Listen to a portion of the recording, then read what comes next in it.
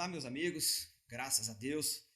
Vamos a mais um estudo sobre a vida de Jesus, nessa harmonia dos evangelhos. E a minha oração sempre é que, quando nós estudamos os textos bíblicos, nós possamos aí ganhar repertório didático, teológico, para ler bem os textos, mas para que essa leitura nos ajude a servir melhor no reino de Deus. Ah, Embora sendo assim bastante repetitivo, mas eu sempre digo que procuro enfatizar que nós fazemos teologia não apenas de forma especulativa.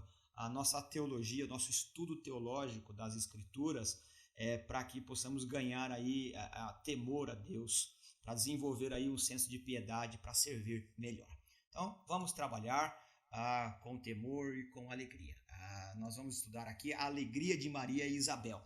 Nós fizemos considerações acerca do anjo visitando Zacarias, e a Isabel, naquele contexto, ela explode de alegria, e diz que Deus agora vai, porque visitou o casal, vai acabar com a humilhação. Lembra daquela questão que ele sofreu, daquela pressão social por causa da maldição de Levítico, capítulo 20, né? Então agora nós temos aí a alegria compartilhada com a Maria, que também nós já vimos que ela foi visitada pelo anjo. Embora nós temos aquela complexidade da virgindade, ela vai ter que explicar para o José, e não vai ser uma coisa muito fácil, mas nós vamos aí agora juntar a alegria da Maria com a alegria de Isabel, e ver o que acontece aqui. O texto que nós temos em mãos é o capítulo 1 de Lucas, o verso 39 ao 56. É claro, meus irmãos, meus amigos, que nós não vamos ler todo o texto, né? Isso ficaria aí inviável, mas você pode fazer a leitura concomitantemente ao ver esse vídeo ou a posteriori. A importância é que isso crie em nós repertório, capacidade de compreender as nuances do texto e aumentar a nossa capacidade de compreensão. Então a Maria, ela recebeu a notícia que seria mãe do Salvador, né? Aí você pode estranhar como é que a Maria ela vai ser mãe do Salvador, mãe de Deus. Então é uma expressão, né? Apenas um jeito de se referir. Tanto que eu coloquei a palavrinha mãe aí entre aspas, e você obviamente vai entender. E nós usamos uma expressão, né, em teologia, Theotokos, a ideia de que ela é portadora do Salvador, né? Não é mãe do Salvador de fato e de verdade. Mas aí então a expressão aqui, ela recebeu a notícia que vai ser mãe do Salvador, e o que ela faz? Ela viajou de Nazaré para Galiléia. Estima-se que ela precisou de 4 dias a pé. Nós temos algumas dificuldades aí para que o texto ele ganhe sentido para nós. Primeiro, que uma mulher viajar sozinho naquela época já era bem estranho. Não é o nosso caso aqui de fazer um estudo, né, sobre a mulher no Novo Testamento e como o evangelho dá dignidade à mulher, mas uma mulher que anda sozinha em uma estrada, ela é considerada uma prostituta. Ela não pode andar sozinha. O mundo da época, a cultura da época entendia isso. E Maria, ela está tão assim perplexa com o que aconteceu. Maria está assim com seus sentidos arrebatados. Ela quase que perde, né? Vamos usar essa expressão, quase que perdeu completamente a capacidade de raciocínio, tão entusiasmada, cheia de adrenalina. Primeiro, ver um anjo não é uma coisa ordinária. A gente vê hoje em dia pessoas falando com o anjo ou com o próprio Deus todo dia no café da manhã. Ver anjo são coisas extraordinárias. Essas aparições aí são extraordinárias, acontecem assim eventualmente em questões específicas. Então nós devemos aí ter muito cuidado com pessoas aí que têm esse misticismo, que a toda hora conversa com o anjo, toda hora fala com Deus. Vou lembrar um caso aqui, o apóstolo Paulo, lá no capítulo 12 de 2 Coríntios, ele diz que teve uma experiência e guardou por 14 anos, não contou nada para ninguém, para que a fé daqueles que ouviam se baseasse não na experiência que ele teve, mas no poder do evangelho. Então nós devemos ter cuidados aí com pessoas que a toda hora ouvem a voz de Deus, toda hora conversa com o anjo. A Maria, ela teve essa experiência extraordinária. Ora, ver um anjo é uma coisa extraordinária, não é? Então, arrebatada, perplexa, ela saiu. Para onde que ela foi? Para a casa de Isabel. Ela deve ter viajado aí, estima-se que viajou 4 dias a pé. Ela ficou na casa de Isabel por cerca de 3 meses até retornar para sua casa. Como é que a gente sabe disso? Porque nós vimos anteriormente que o anjo visitou Maria quando ela estava no 6º mês de gravidez. Isso está no capítulo 1, versículo 26, que eu vou fazer a leitura aqui. No 6º mês, Deus enviou o anjo Gabriel a Nazaré, cidade da Galiléia. Então, o anjo tinha visitado o Zacarias, a questão do nascimento do João Batista, que deu por vias normais, né? O relacionamento marital entre Zacarias e Isabel. Depois desses 6 meses dela estar gerando, o anjo apareceu para Maria. Então são 6 meses. Quando ela recebe a notícia, ela vai para a casa da Isabel, lá na Judéia. E olha o texto do capítulo 1:56 que eu estou indicando aqui. Diz assim: Maria ficou com Isabel cerca de 3 meses e depois voltou para casa, para sua casa, não para a casa de José. Olha a complexidade que nós temos aqui. A Maria, ela recebe a visita do anjo, e o anjo diz: você será fecundada, o que vai ser gerado do seu ventre é fruto do Espírito Santo. Ela diz assim: tudo bem, seja feita a vontade do Senhor, eu sou a serva dele. Ela então vai para a casa da Isabel. Depois de 3 meses, ela volta e comunica: José, é o seguinte, né? Eu estava na casa da minha prima, da minha parenta, e eu estou voltando aqui, eu estou grávida.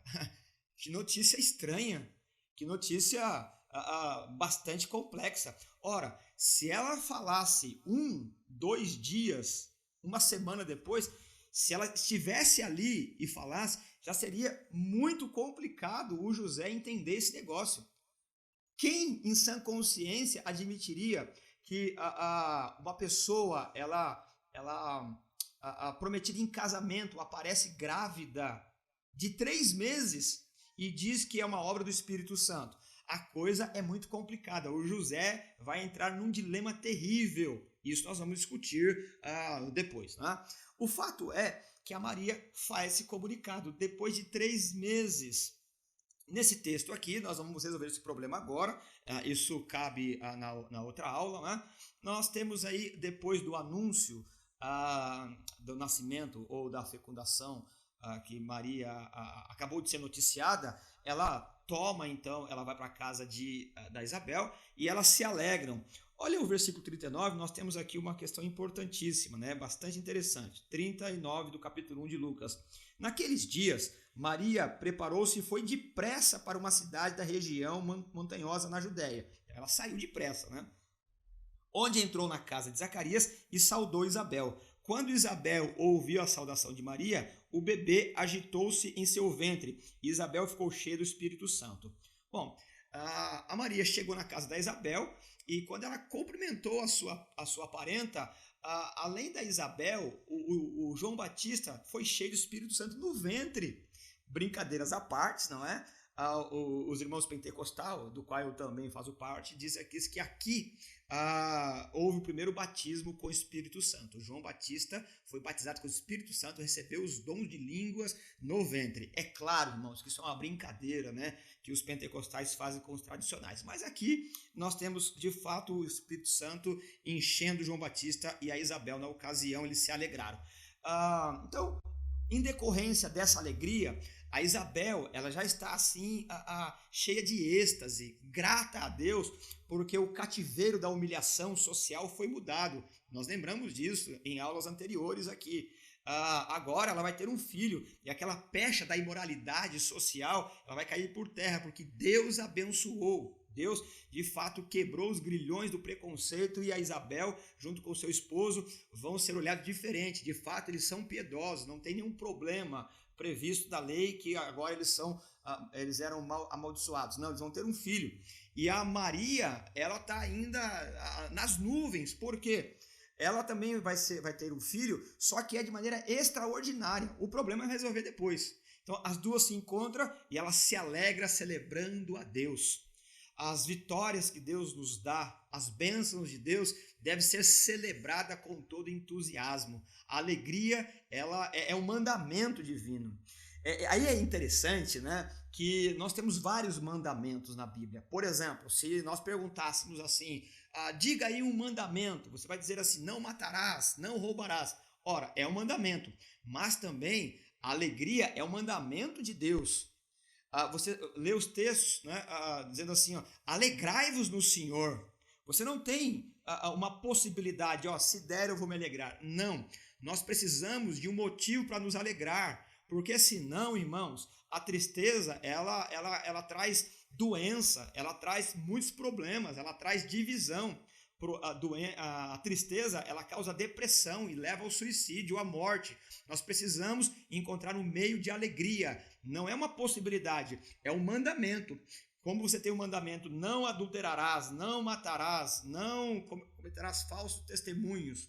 Você também tem o mandamento, alegrai-vos no Senhor. Você precisa encontrar um meio legítimo, um meio honesto e se alegrar. Você precisa se alegrar, senão a tristeza vai furando a nossa alma e os motivos, as razões para nós vivermos vai sendo cada vez menores. Então, encontra um motivo de alegria e celebra o Senhor com aquilo que Ele tem te dado. E chame pessoas para fazer isso. A comunhão, ela enaltece a alegria enobrece a comunhão. É uma via de mão dupla aí, é uma troca.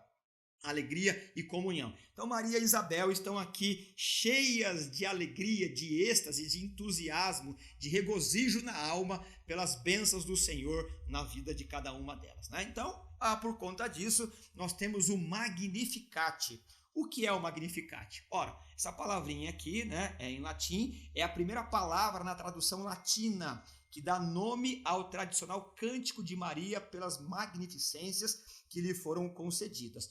Então, o livro de Lucas, né, o Evangelho de Lucas, ele é um livro musical, é um evangelho musical. Ele sempre coloca aí músicas, né? E aqui nós temos a música. Nós não temos a letra dessa música. Aliás, o som, a música, a melodia. Nós temos a letra. A letra está aqui. Então, você é músico, faz aí uma boa música aí e cante aqui. O que ela cantou? A minha alma engrandece ao Senhor e meu espírito se alegra em Deus, meu Salvador. É claro que o texto continua, a música continua.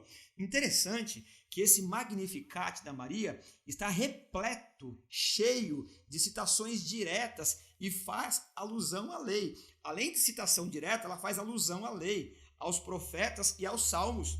Ora, isso revela que o coração de Maria estava transbordando com a palavra de Deus. Irmãos, não é porque um hino, uma celebração, ela cita a Bíblia, que ela é bíblica, que ela é escriturística, ela tem que ter coerência. O problema que nós vivemos hoje aí, por questões mercadológicas, inclusive, e de vaidade pessoal também, é que as nossas músicas têm muito pouco de escritura. De vez em quando ela cita a Bíblia. Citar a Bíblia não significa ter conteúdo escriturístico teológico. A Maria demonstra aqui que os nossos hinos, e isso corrobora com os salmos e com todos os outros hinos que aparecem tanto no Novo quanto no Antigo Testamento, no Velho Testamento, que hino, para ser cantado, ele tem que ter coerência bíblica e teológica, não pode ser humanístico, não pode exaltar a pessoa. O cântico Magnificat, ele é repleto de citações à lei, mostrando que a Maria, ela está transbordando com a palavra de Deus. A música não é um entretenimento dentro da igreja e no culto. Aliás, culto não é entretenimento. A música que se canta na igreja, ela é didática, ela deve levar um conceito doutrinário, um conceito discipulador, um estímulo à santidade, revelar o caráter de Deus, a pessoa de Deus, nos confrontar com Ele, mostrando quem somos e quem Ele é e o que podemos ser diante dEle a partir do Evangelho da Graça. Então, música não é um entretenimento da igreja, música é didático. Música deve pregar o Evangelho por meio das canções. Aqui nós temos um dos exemplos. No cântico, Maria reconhece que tem necessidade de um Salvador. O versículo 47 diz o seguinte: e o Senhor e o meu espírito se alegra em Deus, meu Salvador.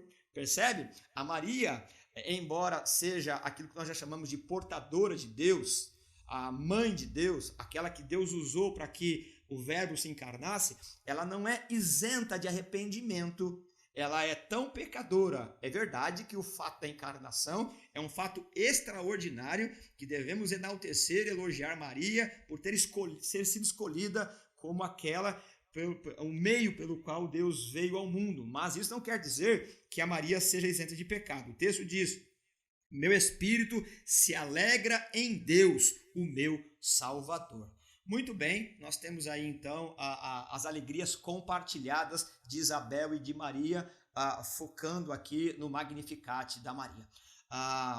Então, o que nós podemos concluir aqui é que a alegria deve ser compartilhada. A Isabel e a Maria se alegram em Deus por aquilo que fez. Que o Senhor nos ajude aí a celebrar a vida, a celebrar aquilo que Ele tem nos dado, a celebrar as bênçãos do Senhor em comunhão.